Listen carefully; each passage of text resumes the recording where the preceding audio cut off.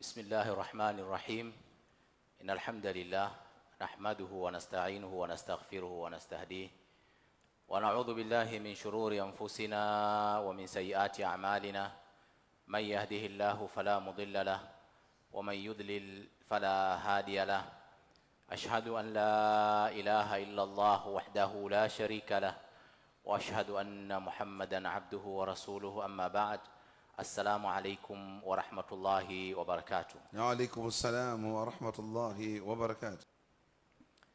Mada hii ndugu zangu Waislamu ni muhimu sana sana sana katika zama tulizonazo. Kwa hiyo tutaangazia maudhui hii katika mtazamo wa Kiislamu. Tutakazungumza hapa tunazungumza kwa perspective ya Kiislamu. Lakini hii maudhui haihusu Waislamu. Hii maudhui inamhusu kila mtu anayesema mimi ni mwanadamu. Ni maudhui yake. Awe Muislamu, asiwe Muislamu. Inamhusu. Lakini hapa tunazungumza sisi kwa mtazamo wa Kiislamu kwamba dini yetu tukufu ina maelekezo ambayo imeyatoa ili wasiokuwa Waislamu wafaidike na yale maelekezo ambayo yametolewa na mafundisho ya dini yetu tukufu ya Kiislamu. Katika elimu ya sharia kuna kipengele kinaitwa maqasidu sharia. Ishazungumzwa hapa, nadhani nyote mnafahamu maqasidu sharia. Nini sheria inakusudia kwa walimwengu?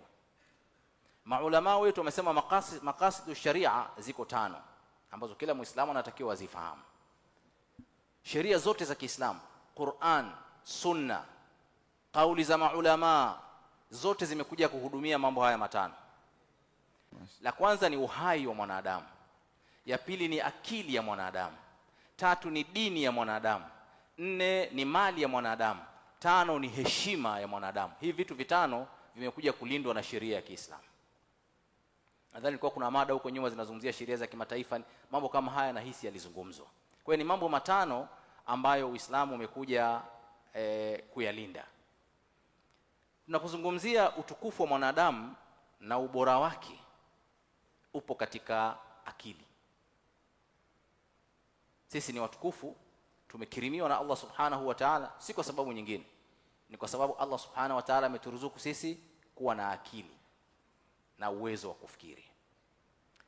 Na Mwenyezi Mungu Subhanahu wa Ta'ala katika surati al-Isra aya 70 anasema walaqad karramna bani adam, hakika tumemkirimu mwanadamu, wa hamalnahum fil barri wal bahri, na tumembeba nchi kavu na baharini, warazaqnahum min at-tayyibat, na tumemruzuku katika vitu vizuri, wafaddalnahum ala kathirin mimman khalaqna tafdilan, na tumemfadhilisha mwanadamu kuliko viumbe vingi ambavyo sisi tumeviumba. Haya ni maneno ya Allah Subhanahu wa Ta'ala kuhusu mwanadamu.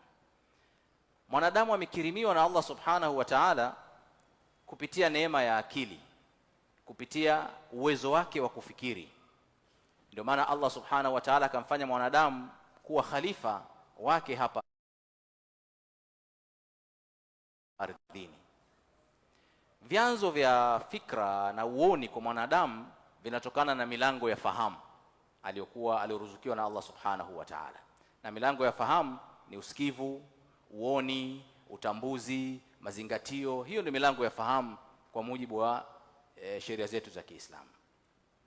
Na ndio vinatengeneza fikra ya mwanadamu. Vinavyopeleka mtu kufanya maamuzi ni kupitia milango yake ya fahamu. Vinavyomfanya mtu afikirie, achakate taarifa alizozipata, atengeneze ustaarabu wake, hii yote inapitia katika milango ya fahamu. Qur'an imetaja milango hiyo ya fahamu kuwa ni usikivu, uoni na moyo au mazingatio. Allah anasema katika surati al-Isra aya ya 36, wala taqfu ma laysa laka bihi ilmun, wala usiliendee jambo ambalo huna elimu nalo. Kwa sababu gani? Inna sam'a, kwa sababu ya usikivu, wal basara, na uoni, wal fuada, na mazingatio na moyo, kullu ulaika kana anhu mas'ulan. Vyote hivi, milango hii yote ya fahamu ambayo Allah amekupa, utakuja kuulizwa. Kwa mwanadamu amekirimiwa na Mwenyezi Mungu kuliko viumbe wengine kwa sababu ya akili, uwezo wa kufikiri. Lakini hawezi kuwa na akili na uwezo wa kufikiri kama hatopata taarifa kupitia milango yake ya fahamu. Milango ya fahamu iliyotajwa katika Qur'an ni usikivu, uoni na kuzingatia. Hizi ndio zinamuingizia mwanadamu taarifa zinazofanya akili yake ifikirie. Kwa hiyo tunakwenda pamoja, lakini tutaingia inshallah katika maudhui tunayokusudia. Hii milango ya fahamu mitatu ambayo tumeitaja imetajwa mara nyingi sana ndani ya Qur'an. As-sam'u, kusikia, imetajwa mara 185. As-sam'a, sallu ala nabi, kusikia tu, kusikia peke yake, na imeanza na kusikia kwa sababu kusikia ndo asli ya taarifa na maalumati yote kabla ya kuona. Aya nyingi zimeanza na kusikia, imetajwa mara 185. Kuona imetajwa mara 143. Al-basar mara 143, na zote tatu as-sam'u wal-basar wal-fuad zimetajwa mara 20 kwa pamoja ndani ya Qur'an. Maulama wakaelezea kwamba Qur'an imetoa umuhimu mkubwa katika hii milango mitatu ya fahamu, kwa sababu ndio inemtengeneza mwanadamu. Kwa sababu mwanadamu anatengenezwa na akili, anatengenezwa na kufikiri. Sasa akili zake zinatengenezwa na nini? Zinatengenezwa na milango ya fahamu. Ndio maana Mwenyezi Mungu akarudia katika aya nyingi sana masuala ya kusikia, kuona na kuzingatia. Katika kuonyesha umuhimu wa mlango ya fahamu, wanachuoni wetu kama Imam Al-Ghazali katika kitabu chake cha Ihya Ulumuddin anasema, alqalbu yataathar bima yaridu alayhi min as-sam'i wal-basar. Ya salam, ya salam. Moyo unaathirika kwa yale ambayo unafikiwa kwayo na kusikia na kuona. Fa inna ma yushahiduhu al-insan wa yasma'uhu, yale ambayo anayaona mwanadamu na anayasikia, yantabi'i fil qalb, yanajikita katika mazingatio katika moyo wake, kwa sababu moyo ndio kitovu cha mazingatio kwa mwanadamu. Haya ni maneno ya Allama Al-Ghazali katika kitabu cha Ihya. Kwa upande wa pili, baada ya kuzungumzia nafasi ya mwanadamu mbele ya Allah subhanahu wa ta'ala na kukirimiwa kuwa na akili na fikra na milango ya fahamu ili awe ni khalifa ardhini, upande wa pili wa mwanadamu yupo kiumbe muovu kweli kweli ambaye ni Iblis aliyelaaniwa na Allah subhanahu wa ta'ala. Kiumbe ambaye amebeba husda, amebeba chuki, amebeba shari, amebeba nia ya kumwangamiza huyu mwanadamu aliyokirimiwa na Allah subhanahu wa ta'ala. Na Mwenyezi Mungu ameturekodia maneno ya Iblis aliyoyatoa mbele yake kuonyesha uadui wake kwetu sisi, mimi na wewe ndugu yangu Muislamu.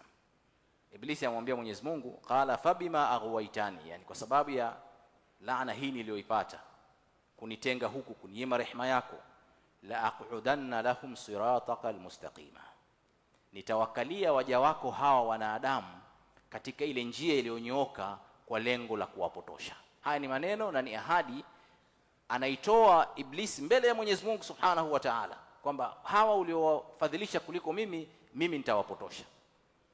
Na akaendelea kusema, thumma laatiyannahum min baini aidihim, nitawaijia hawa wanadamu mbele yao, tawaongoza katika mambo yao, mimi ndio nitakuwa kiongozi. Wa min khalfihim, nitakaa nyuma yao kuwasukuma katika yale mambo ambayo wewe huyapendi waende wakayafanye. Wa an aymanihim wa an shamailihim, lakini nitakaa kuliani kwao, nitakaa kushotoni kwao.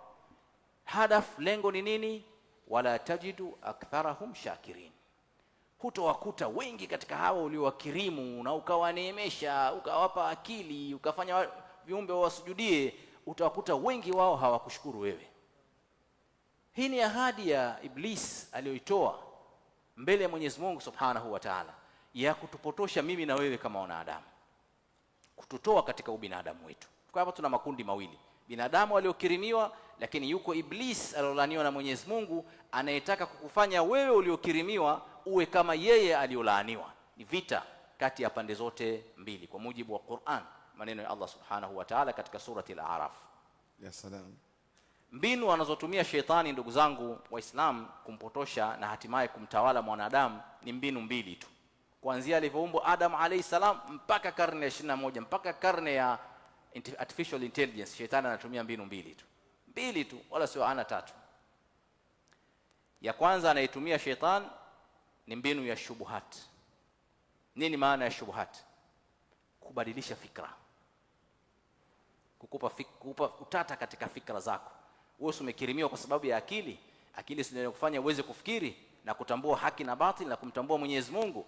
Shetani anaingia kwa shubha katika uwezo wako wa kufikiri, ili usifikirie kama anavyotaka Mwenyezi Mungu, na fikra zako zisikufikishe kumtambua Mwenyezi Mungu Subhanahu wa Ta'ala.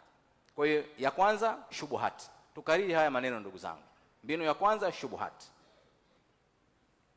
kukupa shaka juu ya Mwenyezi Mungu, kukupa ahadi hewa ambazo hazitekelezeki. Wataalamu sasa hivi wa masuala ya elimu ya ubongo wanasema hiyo inaitwa cognitive manipulation. Cognitive manipulation. Wamekuja kugundua karne ya sasa hivi Qur'ani ilizungumzia shubuhat tangu Adam alayhi salam yuko peponi. Sallu ala nabi. Shubha. Hiyo njia ya kwanza. Njia ya pili shetani anaitumia ni shahawat, kukuingizia matamanio. Sisi tumeumbwa watu wa matamanio. Kupitia mlango wa matamanio anakuingizia matamanio na unakwenda katika kumkufuru Allah Subhanahu wa Ta'ala. Kushibisha matamanio yako, zile instinct silika ambazo Mwenyezi Mungu ameziumba kwako, shetani anapitia pale kukupotosha. Sasa hivi zinaitwa dopamine hijacking. Dopamine hijacking ni maneno ambayo tutakuja kuyafafanua kwa baadaye ya kitaalamu, ambaye yanaonyesha uhusiano wake na mitandao ya kijamii. Mwenyezi Mungu anasema kuzungumzia haya hizi mbinu mbili nilizozizungumza kwenye Qur'an, aya ya surati Taha aya 120. Fawaswasa ilaihi shaitan, shaitani akamtia shaka, akamtia wasiwasi mwana Adam alayhi salam. Qala ya Adam, akamwambia ewe Adam, hal adulluka ala shajaratil khuldi, je nikufahamishe mti ambao utakufanya uishi milele, wa mulkin la yabla, na ufalme ambao haumaliziki. Subhanallah, amemuingia kwa njia ya shubha katika fikra na shahwa ya matamanio ya kupenda kuishi milele na utawala. Aya inazungumzia mbinu walizotumia shetani kwa baba yetu Adam alayhi salam, na mpaka leo karne tulionayo anatumia mbinu hizo mbili. Ndugu zangu Waislamu,